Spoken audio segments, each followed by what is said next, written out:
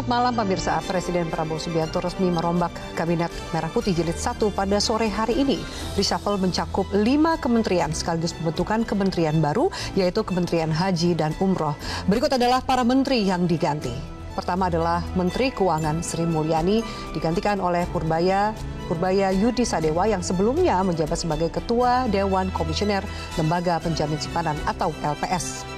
Berikutnya ada Menteri Koperasi yaitu Budi Aris Setiadi yang digantikan oleh Ferry Juliantono yang sebelumnya menjabat sebagai Wakil Menteri Koperasi. Berikutnya Menteri Perlindungan Pekerja Migran Indonesia Abdul Qadir Karding yang digantikan oleh Muhtarudin. Menteri dan Wakil Menteri baru yang dilantik terdiri dari Menteri Haji dan Umroh yaitu Irfan Yusuf dan Wakil Menteri Haji dan Umroh Daniel Anzar Simanjuntak. Dan sampai pada malam hari ini kami masih menunggu nama pengganti Menteri Koordinator Bidang Politik, Hukum dan Keamanan serta Menteri Pemuda dan Olahraga. Reshuffle ini dilakukan setelah evaluasi yang dilakukan oleh Presiden dengan tujuan memperkuat kinerja kabinet dan juga merespon kebutuhan baru pemerintahan. Apa sebenarnya yang terjadi di balik reshuffle kabinet kali ini? Bersama saya Afiani Malik, inilah top isu pada malam hari ini di balik perombakan Kabinet Merah Putih.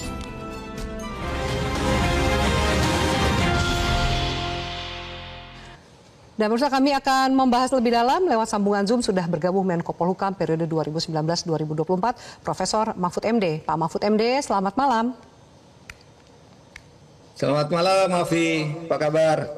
Baik, Pak Mahfud, apa kabar? Semoga dalam kondisi sehat. Alhamdulillah sehat. Pak Mahfud, kita tahu bahwa tadi sore terjadi reshuffle pertama yang dilakukan oleh Presiden Prabowo Subianto.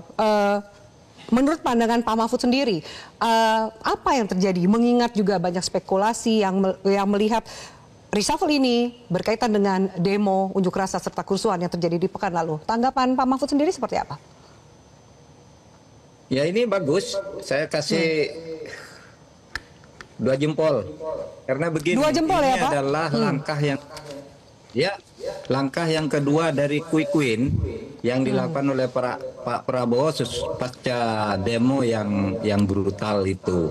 Karena begini kan, waktu itu kita semua sudah menganalisis yang harus dilakukan oleh Pak Prabowo sekarang ini adalah membuat langkah cepat yang bisa menyelesaikan masalah dalam jangka pendek, kemudian disusul jangka menengah. Jangka pendeknya itu perintahkan dengan segala risiko apapun, kebrutalan dan demo-demo itu supaya dihentikan. Itu langsung berhenti, begitu Pak Prabowo mengambil jalan keluar. Lalu langkah berikutnya, saya bilang waktu itu harus dari reshuffle kabinet. Kalau tidak bisa seluruhnya, ya ini saja yang dianggap bermasalah oleh masyarakat dan tidak tepat misalnya di tempatnya. Ini sudah dilakukan oleh Pak Prabowo dan menurut saya tepat ini quick win-nya. Nanti sesudah ini ya ada langkah-langkah lanjutan pembenahan sistem misalnya politik, kemudian masalah perampasan aset, masalah pemberantasan korupsi itu lebih jangka menengah. Yang jangka pendek ini mungkin masih sekali lagi itu perlu dilakukan ya sampai Oktober depan itu misalnya pemetaan kabinet secara lebih rasional. Gitu Mbak, udah bagus ini. Kalau tadi Pak Mahfud memberikan 2 jempol gitu untuk reshuffle yang dilakukan oleh Presiden Prabowo sore hari ini, bisa dianggap bahwa reshuffle ini dilakukan oleh Presiden sebagai upaya untuk meredam gejolak, dan menurut Pak Mahfud apakah itu minimal berhasil dalam jangka pendek? Iya, betul. Ini untuk meredam gejolak sebagai quick win ya, kemenangan yang seketika jangka pendek agar selesai masalahnya. Karena begini kan, selama lebih 10 bulan Pak Prabowo memerintah, kita kan semua merasa bahwa aspirasi masyarakat itu tersumbat. Sepertinya Pak Prabowo tidak mau merespons dengan positif. Setiap kritik dianggap menteri saya baik-baik saja, semuanya bekerja baik, tidak akan ada reshuffle, tidak akan ada apa gitu. Sehingga rakyat kemudian, nah, kalau begitu apa gunanya kita berteriak? Maka muncul demo-demo itu. Ketika demo itu muncul, Pak Prabowo mulai membuka pintu. Iya ya, aspirasi masyarakat itu seperti apa? Saya ya dan teman-teman di Jogja, beberapa guru besar selalu berdiskusi. Ini masalahnya kan aspirasi yang positif itu sepertinya satu tidak dimengerti oleh para menteri ketika disampaikan ke para menteri. Yang kedua, nampaknya tidak sampai ke Pak Prabowo, Presiden. sehingga masalahnya tidak pernah beralih menjadi lebih baik. Tapi sekarang saya katakan, nah ini berhasil gitu, karena memang tuntutan yang kita rumuskan kalau di akademik, forum-forum akademik ini, Pak Prabowo harus melakukan quick win dulu, reshuffle kabinet setelah meredakan situasi. Baru sudah itu beberapa sudah dijanjikan tadi oleh Pak Yusril mewakili pemerintah akan mengubah, memperbaiki sistem politik, memberlakukan undang-undang aset dan sebagainya. Semuanya itu langkah berikutnya sesudah Oktober dan seterusnya itu bisa dilakukan. Baik. Gitu. Pak Mahfud, salah satu yang juga tadi sempat disampaikan adalah menteri yang diganti adalah Menko Polhukam, tapi kita masih menantikan sampai saat ini belum ada nama yang secara resmi diumumkan. Dan sebenarnya ada dua nama, yaitu juga Menpora. Tapi saya fokus ke Menko Polhukam karena juga posisi ini sempat dijabat oleh Pak Mahfud di periode 2019-2024. Mengapa ini penting dan mengapa sampai sekarang belum nama itu diumumkan? Menurut Anda, Pak Mahfud? Itu sepenuhnya pertimbangan Pak Prabowo ya. Pastilah beliau sebagai seorang pimpinan negara sudah melakukan kajian yang mendalam dan komunikasi politik dengan semua pihak yang terkait dengan itu. Saya juga tidak tahu kenapa penting untuk diganti. Menurut saya Pak BG oke di situ gitu, sudah bekerja dengan baik gitu, tetapi terus ada pergantian, kita tidak tahu. Kita lihat aja perkembangannya. Kemudian ada informasi berikutnya yang juga sudah beredar di teman-teman wartawan ini, Pak Mahfud, soal adanya posisi Menhan Syafri Syamsuddin yang menjadi ad interim. Bagaimana tanggapan Anda? Kalau ad interim itu berarti sementara, ya.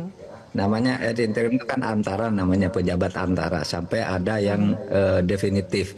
Menurut saya relevan di situ. Kenapa? Karena dia kan ada di lingkungan Polkam, ya. Ada di situ bisa Panglima, bisa siapa saja gitu, bisa Kapolri juga sebenarnya. Tapi ini jatuh ke Menhan. Itu tidak apa-apa, dan dari segi senioritas memang Pak Syafri Syamsuddin tepat untuk memimpin yang lain dulu sebagai pejabat ad interim. Kalau kemudian masih siapa yang akan mengisi posisi ini di Menko Polhukam, Pak Mahfud, haruskah diisi oleh sipil? Juga karena kita melihat mungkin saja ini juga ingin ditunjukkan kepada oleh Pak Prabowo bahwa yang didorong juga adalah supremasi sipil, atau mungkin tokoh yang lain dari bidang yang lain di situasi saat ini pasca demo, unjuk rasa dan juga kerusuhan yang terjadi. Ya kalau kita sih yang pecinta reformasi itu memang sejak dulu mengapresiasi kalau itu diisi oleh sipil gitu ya, Polhukam itu. Tetapi kalaupun tidak sipil murni ya pensiunan dari TNI, Polri dan sebagainya, mungkin ya tidak apa-apa juga ke situ, karena pada dasarnya mereka sudah sipil kalau sudah pensiunan itu. Sudah purna bakti. Ya.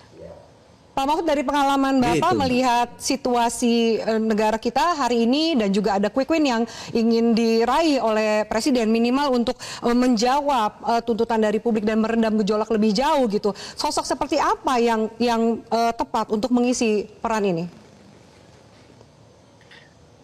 Ya, sosok yang bisa tentu mengkoordinasikan. Kalau di Polhukam maksudnya itu kan menteri koordinator bidang politik, hukum, dan keamanan. Artinya fungsi koordinasinya tidak boleh juga terlalu agresif, karena sebenarnya Menko Polhukam itu sebenarnya menteri antara jabatan antara menteri dan presiden gitu ya. Dia tidak punya kewenangan sendiri. Kalau Menko Polhukam terlalu atraktif masuk ke tugas-tugas bidang pemerintahan yang ada undang-undangnya sendiri, mungkin bukan tepat.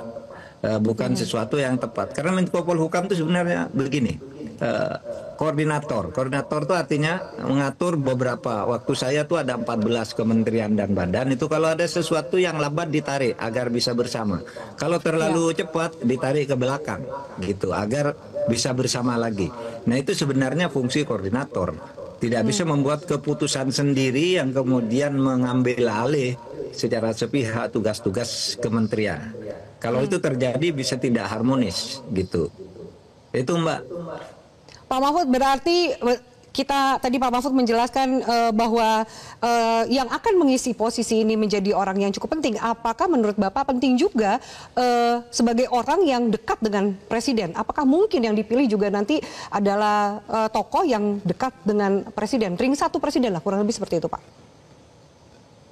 Iya, dekat, mungkin bukan dekat ya. Orang yang oleh Presiden betul-betul diyakini dia punya 3 syarat. Ya, satu, track recordnya benar. Yang ketiga, kompetensinya benar juga.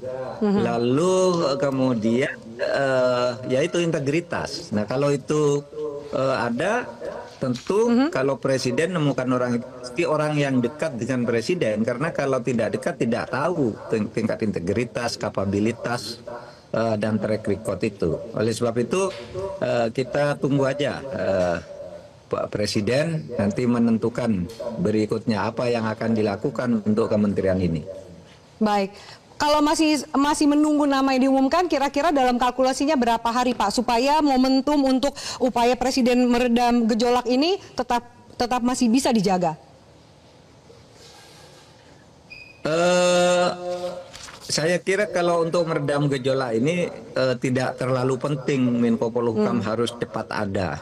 Gitu ya, karena sebenarnya ini kan ada di tangan aparat-aparat di bawah Polhukam, kecuali masalahnya muncul mendadak lagi, lalu koordinasi secara lebih cepat dan Menko Polhukamnya juga bisa lebih efektif, bisa dipercepat.